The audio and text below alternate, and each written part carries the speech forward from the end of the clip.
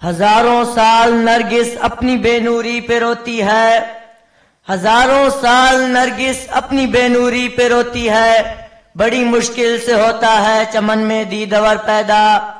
یہ تھے امیر جماعت اسلامی ضلع خوشاب ملک وارث جسرا صاحب جو آپ سے مخاطب تھے۔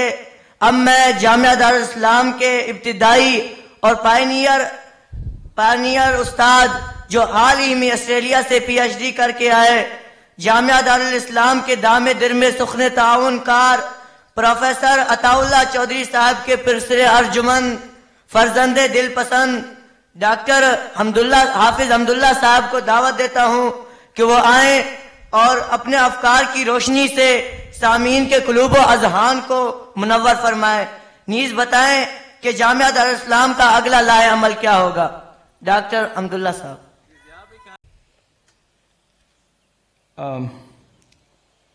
میری بڑی سعادت ہے زندگی میں، چند سعادتوں میں سے ایک یہ ہے کہ میں ضیاء بھائی کے ساتھ ایک سیمسٹر پڑھا ہوں، اور میں نے ان سے زیادہ کنسسٹنٹ بندہ کوئی نہیں دیکھا۔ صدر صاحب وہ نا پہلے دن سے ہی وہ سب کام کر رہے ہوتے تھے جو آج کل وہ کرتے ہیں ماشاءاللہ۔ اچھا، مجھے ابا جان نے کئی دفعہ کہا کہ میں نے وہاں کیا کہنا ہے اس کو نوٹ کروں، لیکن میں چونکہ اس موضوع پہ بڑا سوچتا رہتا ہوں تو اس لیے جو چیزیں میں نے پچھلے سال نہیں کہی تھیں اب کہہ دیتا ہوں۔ ایک تو یہ ہے کہ یہ جس طرح قرآن یہاں پڑھا گیا ہے یہ اچھے خاصے پڑھے لکھے لوگ اس طرح نہیں پڑھ سکتے، اور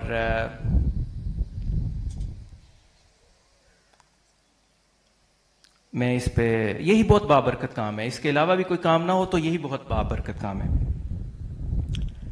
میرا ایک سوال ہے ان سب لوگوں سے، بچے تو شاید اس کا جواب نہ دے سکیں لیکن بڑے دے سکیں، کہ علم کی معراج کیا ہوتی ہے؟ کوئی بتا سکتے جی علم کی معراج کیا ہوتی ہے؟ ہاں جی، کوئی اس کا جواب دینا چاہے گا؟ مائک نے جو بھی جواب دینا چاہے۔ ہاں جی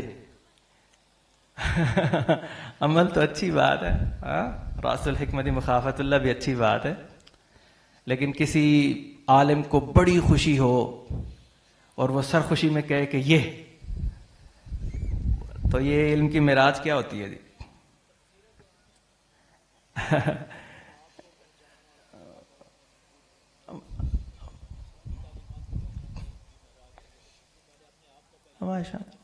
ہاں، اللہ کی معرفت، اپنی معرفت، بے شک۔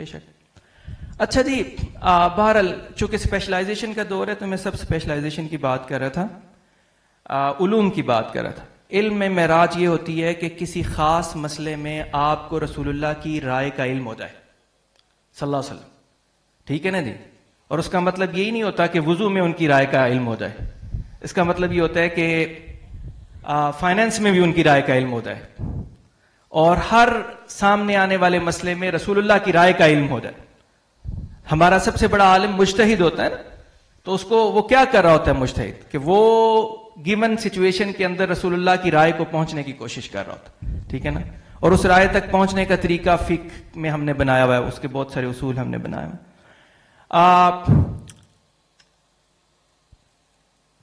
یہ علم کا درجہ پانا جو ہے نا، یہ اصل میں تمام لوگوں کے لیے لازم، مسلمانوں کے لیے لازم ہے کہ علم کا یہ درجہ، یعنی کوئی بندہ اس نے کہا جی میں نے اکنامکس پڑھی، اس میں پی ایچ ڈی کر لی، اب میں ایگزیکٹو لگا ہوا ہوں، کیا کہتے ہیں، گولڈمین اینڈ ساکس کا، ٹھیک ہے نا جی، اور میری پاکستانی 4 ارب روپے سالانہ تنخواہ ہے، لیکن اگر اس کو رسول اللہ صلی اللہ علیہ وسلم کی رائے کا ان علوم میں نہیں پتا جن کو وہ کہتا ہے کہ میں پڑھا لکھا ہوں اور میری جاب ہو گئی ہے، تو ہمارے نزدیک تو وہ پڑھا لکھا فرد نہیں ہے، ٹھیک ہے نا؟ میں ایکسٹریم قسم کی آپ کو سچویشن بتانا چاہتا ہوں، جس طرح سے ایک انڈیویجول مسئلے میں رسول اللہ کی رائے پتہ چل جائے، ایسے ہی پورے کے پورے علم کا فریم ورک رسول اللہ صلی اللہ علیہ وسلم کی رائے سے پتہ چل جائے، ٹھیک ہے نا؟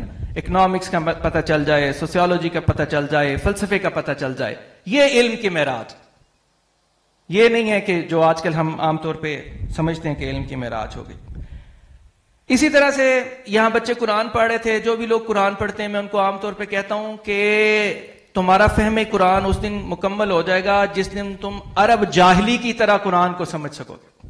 جاہل عرب تھا نا جس کو رسول اللہ صلی اللہ علیہ وسلم سناتے تھے اور وہ تڑپ اٹھتا تھا, وہ لبیک کہتا تھا, وہ اس کی وہ جو ہوتی نا اس میں جو ہم تفسیری نقطے خام خواہ کے اٹھاتے رہتے وہ نہیں اٹھاتا تھا, وہ میسج کو سنتا تھا کلیئر اور اسے پتا تھا کہ مجھے کیا کہا جا رہا ہے, یا کھل کے کافر ہو جاتا تھا یا کھل کے مسلمان ہو جاتا تھا. تو لہذا جاہلی عرب کی طرح آیتوں پہ تڑپنا وہ قرآن کا فہم. تو لہذا یہ 2-3 باتیں کی, یہ جو میں نے آپ کو بتایا نا کہ رسول اللہ کی رائے کا علم ہو جانا کسی مسئلے میں, یہ علم کی معراج ہے. ہم میں سے جو لوگ حدیث کے اسٹوڈنٹ ہیں نا, ہمیں خوشی ہوتی ہے سخت قسم کی جب ہمیں یہ پتا چل جائے کہ اس مسئلے میں ابن حجر اسقلانی کی کیا رائے ہے. ٹھیک ہے نا, یعنی یکدم کیا ہوتا ہے, آپ کئی چیزیں پڑھتے پڑھتے رہتے ہیں, ایک دماغ میں رائے بن چکی ہوتی ہے, ایک دن ابن حجر اسقلانی کا قول سامنے آ جاتا ہے, آپ کہتے ہیں لو بھائی کیا بات ہے, میری بھی رائے یہی تھی, ابن حجر کی بھی یہی ہے, تو مطلب ہے کہ کمال ہو گیا. تو اس طرح کی جو سرخوشی ہے نا, وہ والی سرخوشی پانے کی کوشش کرنی ہے بچوں. ٹھیک ہے نا, یہ سعد اللہ سامنے جو ہے نا مجھے دیکھ رہا ہے. تو لہذا یہ والی مجتہدانہ بصیرت جو ہے نا, یہ اس کی ضرورت ہے. اور اس بصیرت سے محروم کرنے کا سسٹمیٹک طریقہ کیا ہے, یعنی رسول اللہ کی رائے کسی علم میں پتہ نہ چل جائے, اس کا سسٹمیٹک طریقہ کیا ہے؟ ہاں جی, رسول اللہ صلی اللہ علیہ وسلم کی رائے کسی علم میں اور ان کا نقطہ نظر کسی علم میں ہمیں مل نہ جائے, پتہ نہ چل جائے, ہمارے طالب علم کے سامنے نہ آ سکے, اس کا سسٹمیٹک طریقہ کیا ہے؟ اس کا سسٹمیٹک طریقہ یہ اسکول, کالج اور یونیورسٹیاں, یعنی یہ ہمارے اسکول اور ہمارے کالجز اور ہماری یونیورسٹیاں, یہ اپنے ایم اے اکنامکس میں, اپنے ایم اے سوسیالوجی میں, اپنے ایم اے اینتھروپولوجی میں, اپنے بین الاقوامی تعلقات میں, اپنے ہر مضمون میں اس بات کو انشور کرتی ہیں کہ رسول اللہ کی رائے ان بچوں کو نہ پتہ چل جائے. مغربی گمراہ فلسفیوں کی رائے پتہ چلے, ٹھیک ہے نا جی, گمراہ سوسیالوجسٹوں کی رائے پتہ چلے, لیکن رسول اللہ کی رائے سامنے نہ آئے, اور بیزی بھی نظر آئے, سمجھ بھی لگے کہ ہم کچھ پڑھ رہے ہیں. ٹھیک ہے نا جی, یہ جو پورا کا پورا سسٹم ہے یہ رسول اللہ صلی اللہ علیہ وسلم کی رائے سے ناآشنا کرنے کے لیے بنایا گیا ہے, اور ایک دوسرے طرز سے دنیا کو دیکھنے. ٹھیک ہے نا, اس کا نام آپ مادہ پرست مٹیریلزم رکھے, اس کا نام لبرلزم رکھے, اس کا نام سیکولرزم رکھے, اس کا نام کیپیٹلزم رکھے, اس کا نام مینیجریلزم رکھے, اس کا نام فیمنزم رکھے, اس کا نام جو بھی آپ رکھ لیں, لیکن طریقہ یہ ہے کہ رسول اللہ صلی اللہ علیہ وسلم کی رائے نہیں آنی چاہیے, ان کے مطابق ذہن نہیں بننا چاہیے. تو لہذا میری بچوں سے بھی اور بڑے جو ہو گئے ان بڑوں سے بھی یہ گزارش ہے, جو بڑے ہیں وہ اپنے بچے وقف کریں, اور جو بچے ہیں وہ اس کو اپنا مشن بنائیں کہ وہ جو بھی علم پڑھیں گے اس میں پورا فریم ورک بھی علم کا اور اس کے ایک ایک مسئلے کو رسول اللہ صلی اللہ علیہ وسلم کی رائے سے ہم آہنگ کریں گے. اور وہی اصل علم ہے. رسول اللہ کی رائے سے ہم آہنگ جو علم نہیں ہے وہ جہالت ہے, چاہے اس پہ 1,00,000 لفظ لکھے ہوئے, چاہے اس پہ 2,00,000 لفظ لکھے ہوں, کسی نے پی ایچ ڈی کر لی, ٹھیک ہے نا, 80,000 لفظوں پہ پی ایچ ڈی ہو جاتی ہے, لیکن اگر اس کی رائے رسول اللہ صلی اللہ علیہ وسلم سے ہم آہنگ نہیں ہے تو بس وہ جہالت ہے. ٹھیک ہے, وہ صراط مستقیم نہیں ہے, وہ صراط غیر مستقیم ہے, اور صراط غیر مستقیم ضلالت کو کہتے ہیں, دود والی ضلالت, اور وہ جو دود والی ضلالت ہوتی ہے وہ ضلال والی ضلالت بانی جاتی ہے, جیسا کہ ہمارا عام طور پہ حال ہوتا ہے. اس لیے کسی پڑھے لکھے بندے کو پڑھا لکھا نہ سمجھیں. کوئی پی ایچ ڈی آئے نا سینہ تان کے اور اس کو کہیں کہ اگر تمہیں اپنے اس موضوع پہ جس پہ تم نے پی ایچ ڈی کی ہے رسول اللہ کی رائے کا علم نہیں ہے تو بھاڑ میں گیا تمہارا علم, اور بھاڑ میں گئے تمہارے 4 سال امریکہ میں. سمجھ میں آ گئی یہ بات؟ اپنے ذہن ٹھیک کیجئے, اپنے راستے ٹھیک کیجئے. علم کی معراج رسول اللہ کی ذات ہے, ٹھیک ہے نا, علم کی انتہا رسول اللہ صلی اللہ علیہ وسلم کی ذات ہے. اور علماء کی, سارے دنیا کے علماء کی, ان کی دوڑ اور ان کا صبح ساری رات جاگنا صرف اس لیے کہ رسول اللہ کی رائے پتہ چل جائے.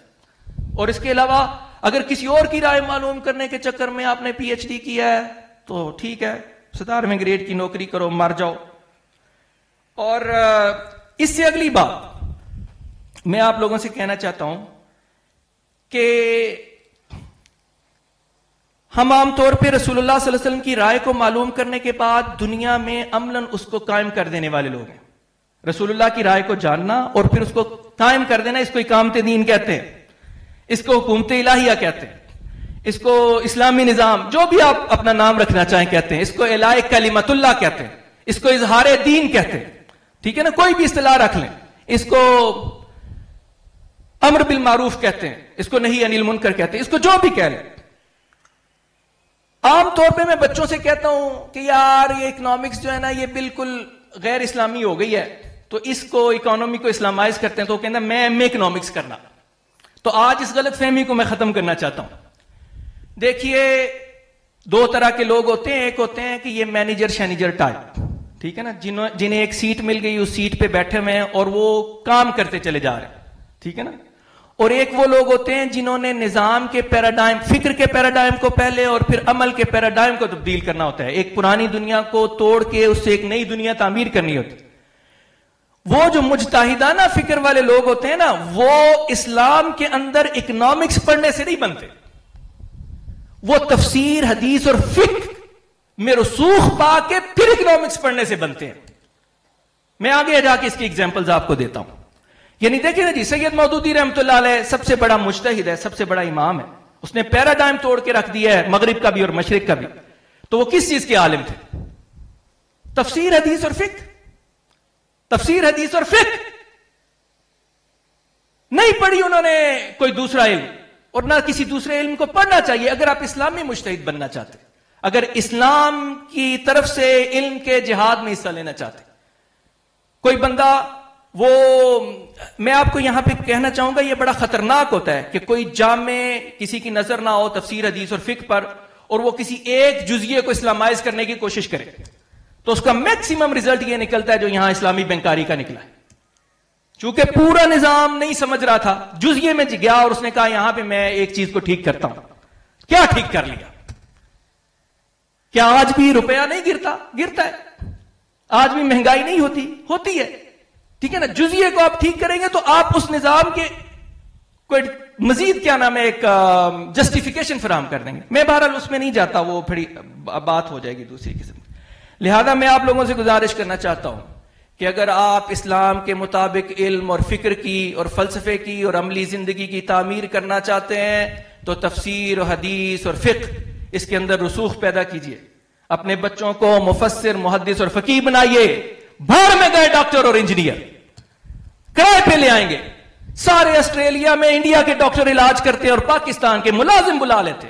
ہر سال 2-4 ہزار ڈاکٹر بلا کے کام کرا لیتے. لیکن کسی کو بھی وہاں پہ جو ان کا نظریہ ہے نا، ڈیموکریسی، لبرلزم، سیکولرزم، اس کو چلانے کے لیے وہ اپنے بندے تیار کرتے ہیں. سمجھ میں آئی ہے بات؟ یہ کارکن ٹائپ بندے باہر سے آ جاتے ہیں. فکر اور فلسفہ اور جو اپنی معاشرت کو چلانے والے لیڈرز ہوتے ہیں نا، کبھی آپ نے دیکھا کہ انہوں نے کسی سیاستدان کو یا اسٹیٹسمین کو شہریت دے دی ہو؟ نہیں دیں گے. کہتے نہیں، ہم اپنے فکر و فلسفہ پہ نسلیں تیار کریں.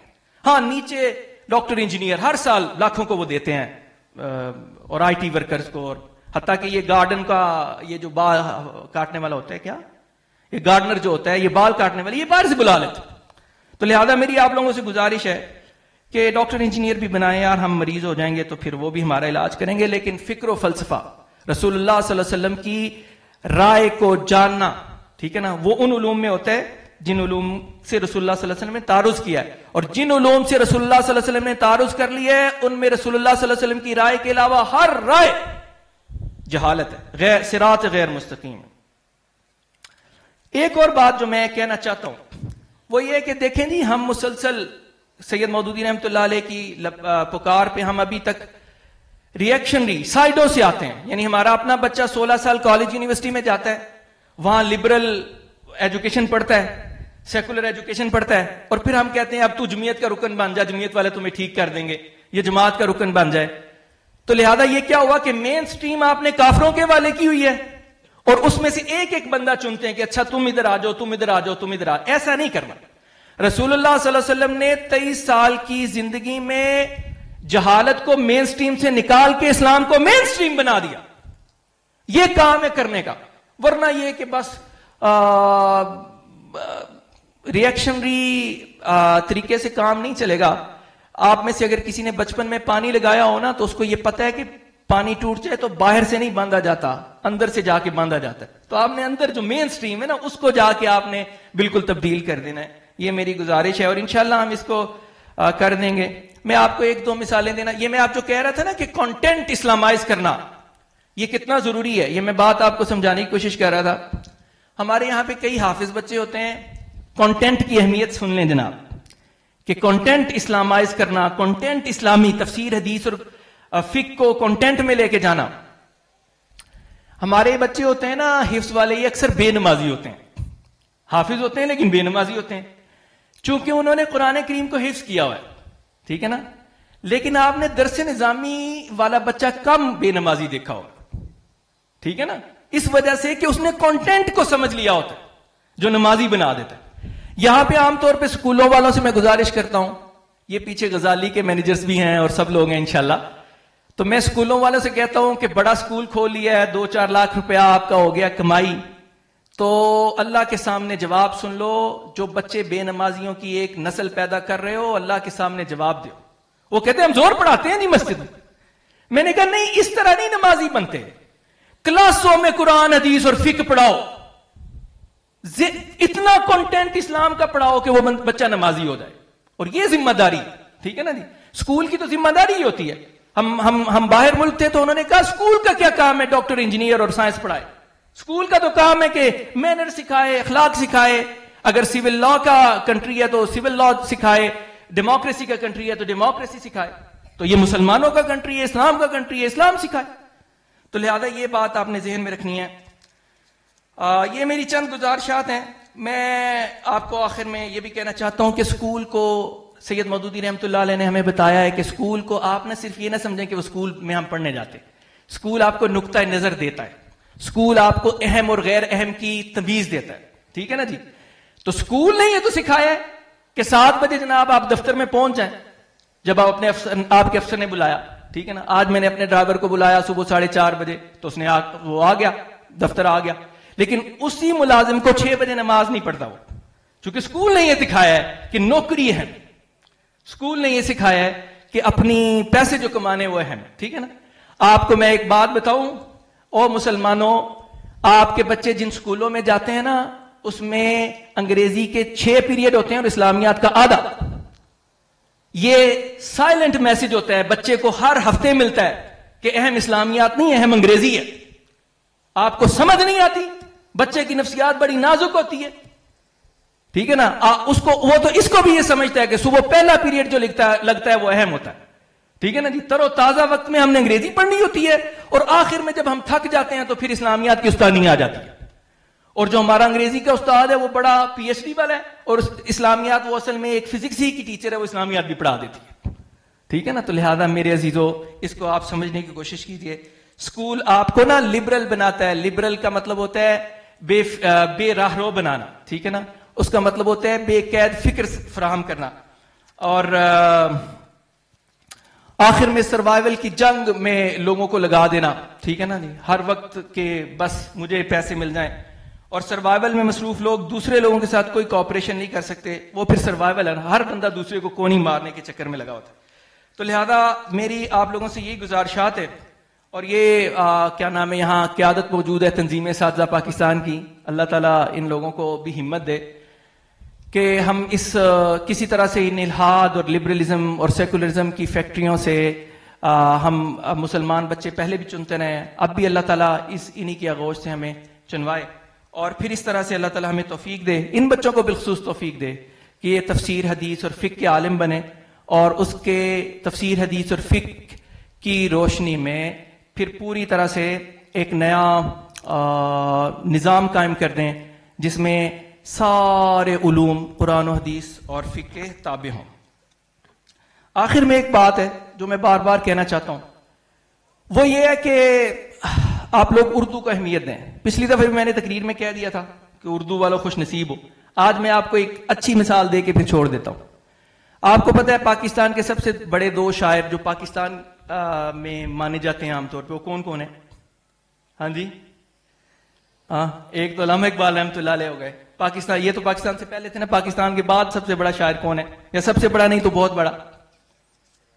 ہاں فراز نہیں جی، فراز تو ٹین ایجرز کا شاعر ہے، تو ہاں فیض کر لیں، ٹھیک ہے نا.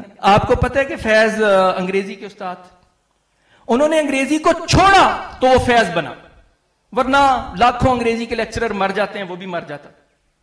لہذا میری بات سنیں، جنہوں نے ٹائملی علامہ اقبال رحمۃ اللہ علیہ کی انگریزی کا ایک پیج، ایم اے انگریزی بندہ نہیں پڑھ سکتا، نہیں پڑھ سکتا جناب، نہیں پڑھ سکتا، میں آپ کو گارنٹی دے دیتا ہوں. تو لہذا اتنی ٹف لکھنے کے باوجود عربی اور فارسی میں انہوں نے کیا نام ہے، فارسی اور اردو میں انہوں نے بات کی. تو لہذا میں آپ کو بار بار یہ کہنا چاہتا ہوں کہ یہ اگر آپ نے صرف ایک کلرک بننا ہے، ہماری طرح سے باطل کا ایک کل پرزا بننا ہے، تو لہذا پھر ٹھیک ہے کہ یہ جناب ٹوٹے پھوٹے انگریزی کے جملے آپ سیکھیے. لیکن اگر آپ نے ایسی فکر دینی ہے کہ پیراڈائم تبدیل ہو جائے، دنیا دوسری طرح سے سوچنے لگ جائے، رسول اللہ صلی اللہ علیہ وسلم کی غلام ہو جائے، تو پھر اقبال اور فیض کا راستہ ہے، ٹھیک ہے نا. فیض کا تو نہیں کہنا چاہتا، لیکن یہ کہ اقبال کا راستہ ہے. تو تھینک یو ویری مچ. یہ پیچھے سے کوئی ہاتھ اٹھا رہا ہے کہ اسے کچھ بات کرنی ہے تو آپ ضرور کیجئے.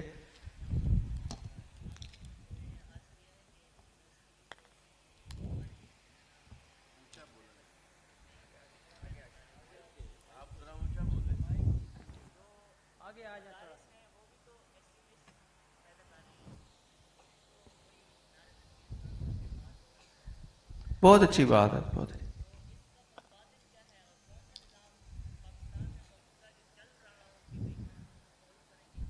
نہیں چل رہا بھائی جان، ہم ٹریل بلیزر ہے. آپ نے ٹریل بلیزر کا نام سنا ہے؟ ٹریل بلیزر وہ ہوتی ہے گاڑی جو ایسے راستے پہ جائے جہاں پہ پہلے سڑک نہیں ہے، ٹھیک ہے نا جی. اگر پہلے کوئی سڑک ہوتی تو میں کیوں پیٹتا، ٹھیک ہے نا جی. سڑک نہیں ہے، یہ بنانے جا رہے ہیں، بنانے جا رہے ہیں. روزانہ 2 فٹ بلڈوزر چلتا ہے، 4 فٹ بلڈوزر چلتا ہے، ٹھیک ہے نا جی. تو یہ ٹریل بلیزر ہیں ہم انشاءاللہ. Thank you very much.